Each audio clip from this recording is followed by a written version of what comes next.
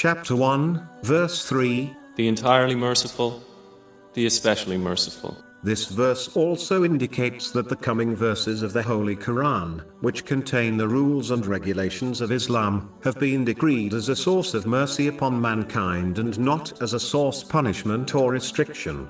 The one who fails to recognize and therefore act on these commands will find difficulties in both worlds. Those who disbelieve or avoid acting on their faith in Islam do so out of love for the material world and the things within it. They believe that believing or acting on their faith will prevent them from enjoying worldly blessings, meaning, for them faith is something that restricts their desires and therefore they turn away from it either literally or practically. Instead they turn towards the material world and strive to fulfill their desires without restrictions, believing that true peace lies in this. They look down at those who accept and actualize their faith by controlling their actions and using their worldly blessings in ways pleasing to Allah, the Exalted. They believe that these pious Muslims are lowly slaves who've been restricted from enjoying themselves, whereas they, the disbelievers and the misguided, are free. But in actual fact this could not be further from the truth, as the real slaves are those who fail to accept and submit to Allah, the Exalted, and the superior ones are those who have done this as they become free of slavery to the world.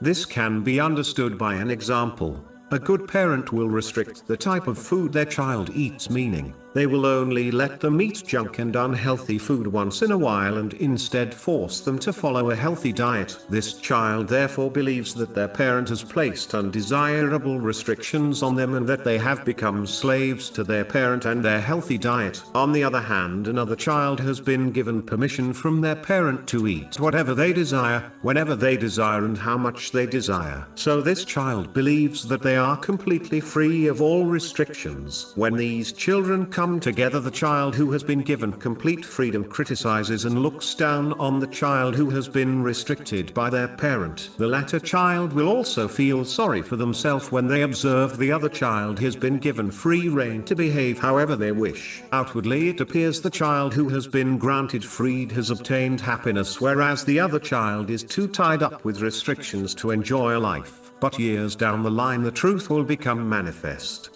The child who had no restrictions grows up to become extremely unhealthy, e.g., obesity, diabetes, high blood pressure, etc. As a result of this they even become mentally unhealthy as they lose confidence in their body and the way they look. Because of this they become a slave of medications, diseases, mental and social problems. All these things restrict their happiness and life, whereas the child who was restricted by their parent grows up healthy in mind and body. As a result they become confident in their body and ability, which aids them to succeed in life. They become free of any slavery to medications, diseases, mental and social problems as they grew up with the correct balance and guidance. So the child who had no restrictions grew up becoming a slave to many things, whereas the child who had restrictions grew up independent of all restrictions. To conclude, the real slave is the one who becomes a slave to all other things except Allah, the Exalted, such as social media, society, fashion and culture,